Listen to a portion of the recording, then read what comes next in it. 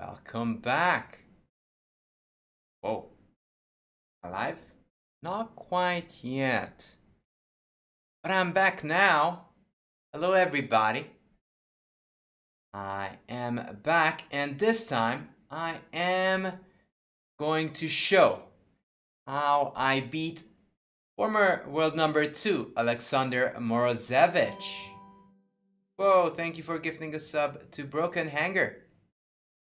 So, this game is actually very interesting. So I hope you guys will enjoy this ride.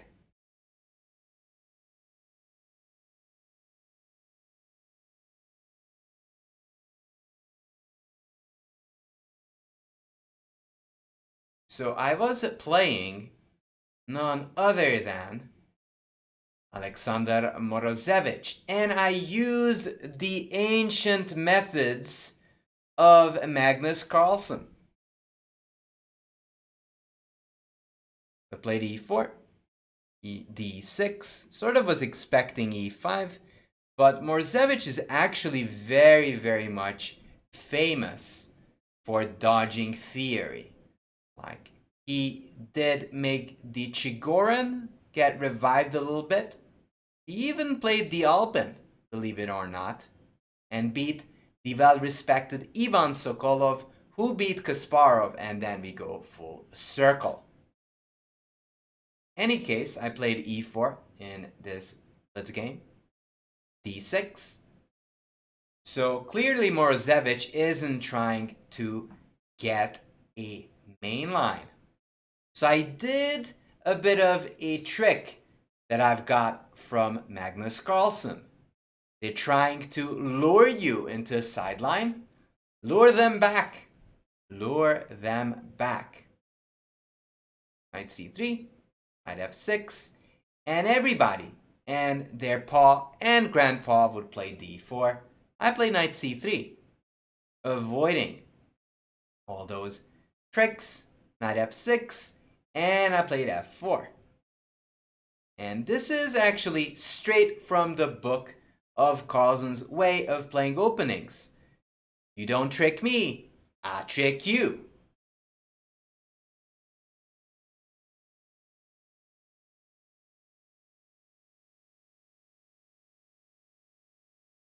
So f4, and now you don't really get those typical Philidor positions that my opponent wanted. My opponent wanted to get e5, knight f3, knight d7, etc., where it's very easy for black to develop.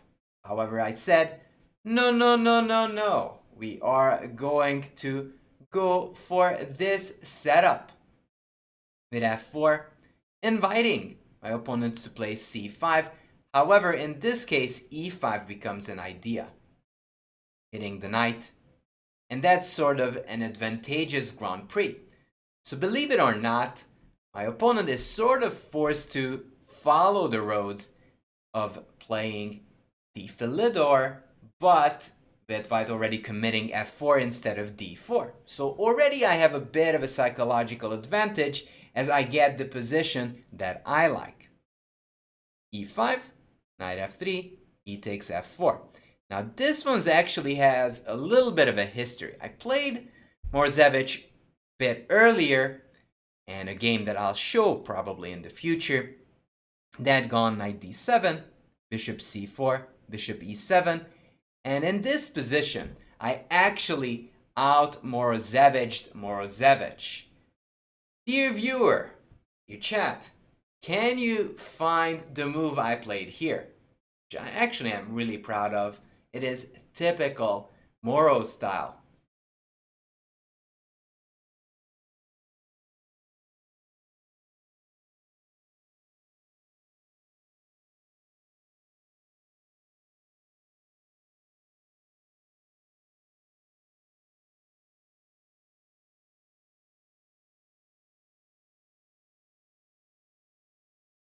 It's not that the position is winning. And again, I followed the footsteps of these legendary players. Don't play the best move, play the most challenging one. I played g4. Not necessarily the best, but the most challenging. I am willing to part with the pawn because in return I will have very good play against the f pawn and an open g file for my rook. My opponent actually said, no, I don't want to get into your home brewing. So he castled g5, knight h5, and I said, I insist. You either take my g5 pawn or I'm going to run you over with f5 and g6. And my opponent took on g5, but I'm going to show that game some other time. So with that in mind and that game in his back of his mind, he decided to take on f4. And from a Philidor, we actually get something of a king's gambit. Everybody loves the king's gambit, and all of you know the formation that you have to look for in the king's gambit. What is that, dear chat, dear viewer?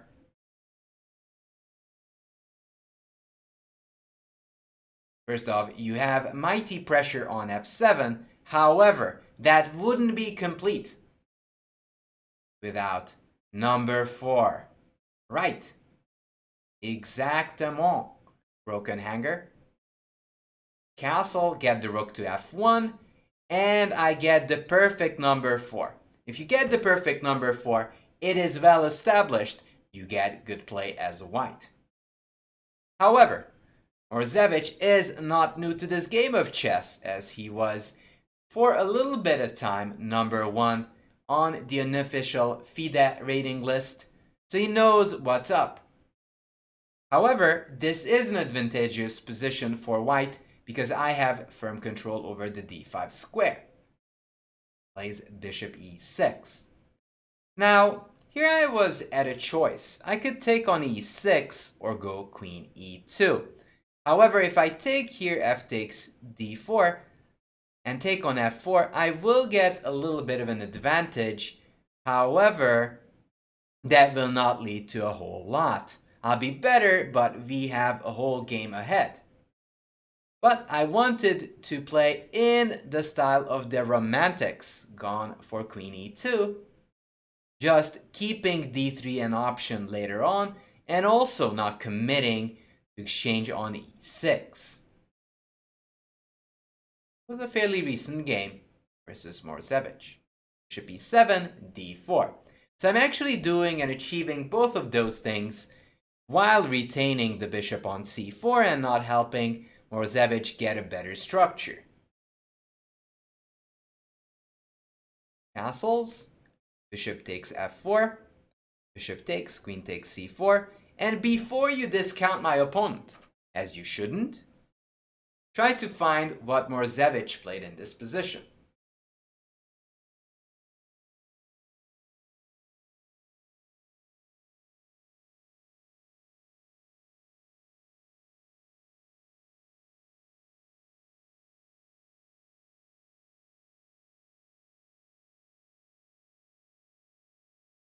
Seemingly everything's normal and nothing is going on. However, Morzevich is always ready to strike when he sees a tactical idea.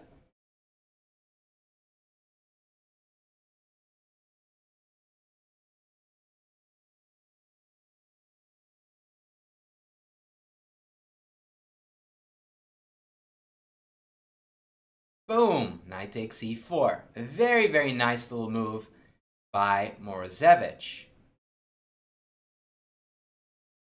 A nice move. Because if I take, as I had to, then there comes d5 and it's a forkerino.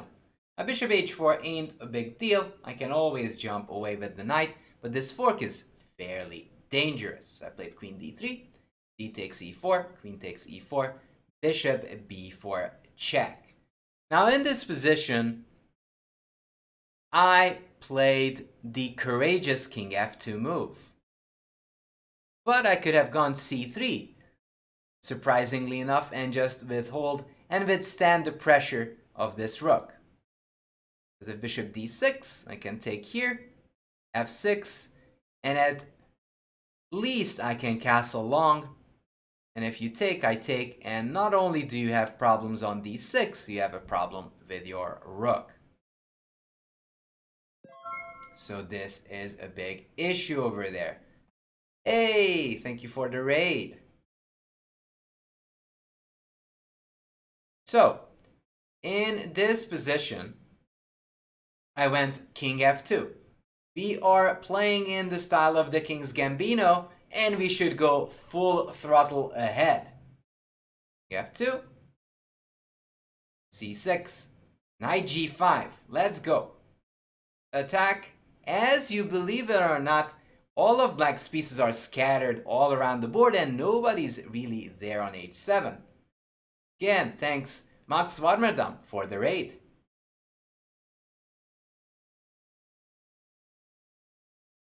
Knight g5, g6. So let's consider this position a little bit. We haven't castled yet. But is that priority in this position?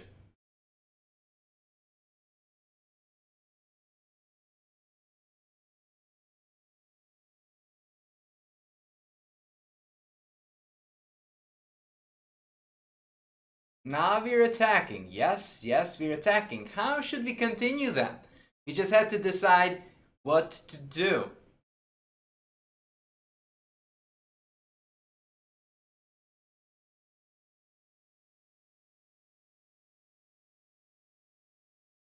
h4.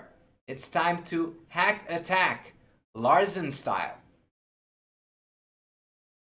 I first defended, created a connect 3, a la Rosen, bishop e7, and I said Geronimo, h4. Knight d7.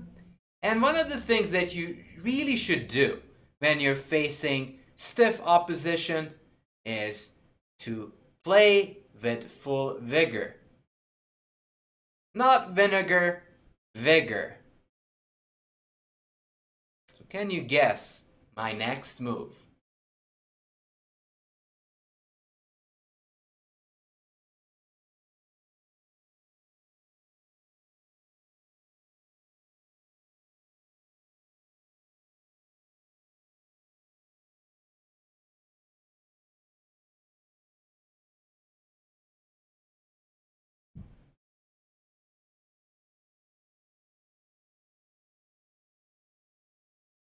A rook e1 makes sense, just putting pressure, but is not really in the characteristic of this position. You really don't want to go too slow when your opponent has basically zero development.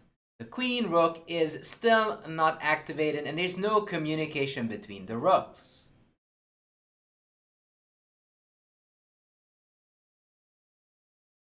It is crucial. Be decisive at these moments. I went, bam, knight takes h7, all in, all in. Yep, king takes h7. Obviously my opponent didn't take there because felt that something's fishy over there. Now h5 and suddenly my rook queen is swarming in. The question is what to do in case of king g7.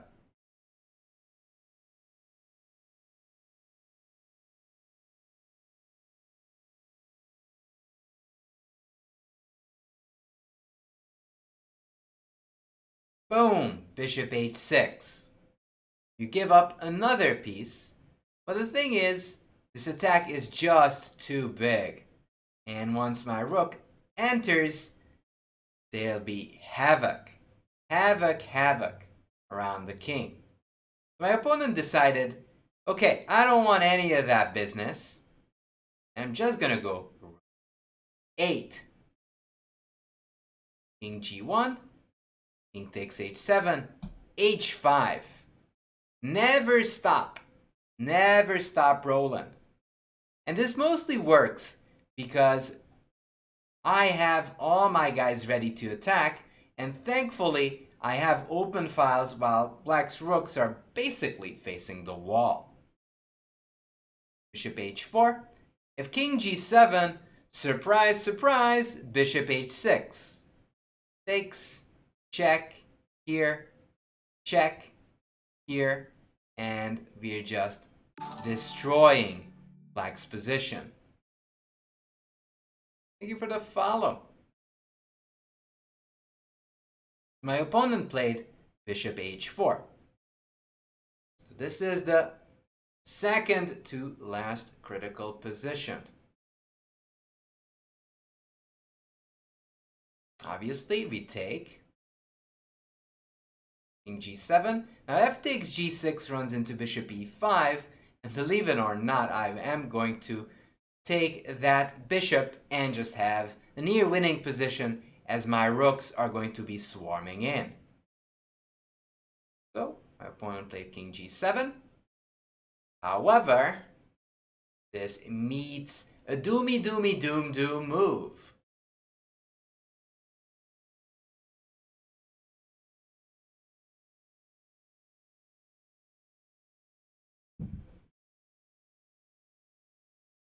Bishop h6. The bishop h6 train never stops. Now if you move away, I might even just take on there and then capture this bishop on h4, and I'm up a zillion pawns too. So, something better Morozevich could do, took on h6.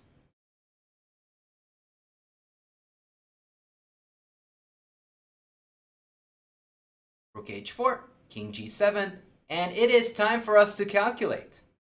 Because yes, we have the initiative, but if you don't calculate correctly, you might run into trouble. So I gave a check, king here, I repeated, as per you should when you are looking for the winning continuation.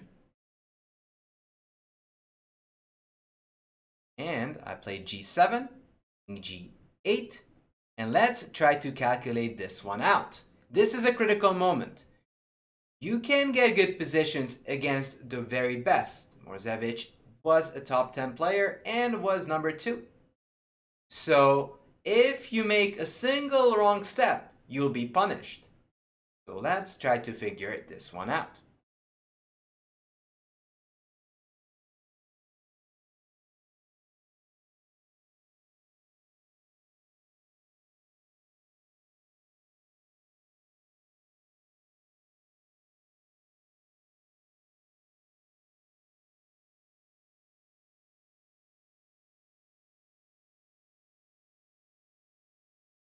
Yep, it is time to lure this king out of that corner. So I had to calculate this. So I gave, okay, check, check. I get my rook in, king e6, queen f7, king d6, queen f4, king d5, rook h5, king c4, check, king d3, rook h3, and the king will be lurking over there. So check, we're smoking out the king cannot go that way, because that's occupied. Rook f1, queen f7, trying to hide, and I say, no, no, no, no. That is a no-go zone. Check, king c4, queen f7, and we say hello to the king. Rook e3, rook takes, queen f3, king here, and let's finish this one in style. Rook f2 check, king c1, queen e2. And let's picture this position. Look at also the clock. There's 14 seconds for Morozevich and only 12 seconds for me. Sometimes good calculation actually requires you some extra energy and invested time. I made sure that there are no mistakes over there. Queen g5 was played. However, there is no stopping this double threat of queen c2 and rook f1, which actually concludes the game as Morozevich gave in after in C2. One of my favorite games. I really hope you guys will enjoy the second one in the future. This was the first game that I wanted to show you guys today. And this was the special lecture that I wanted to share with all of you. I really hope you enjoyed this ride over here. With that, I wish you guys a good day and bye.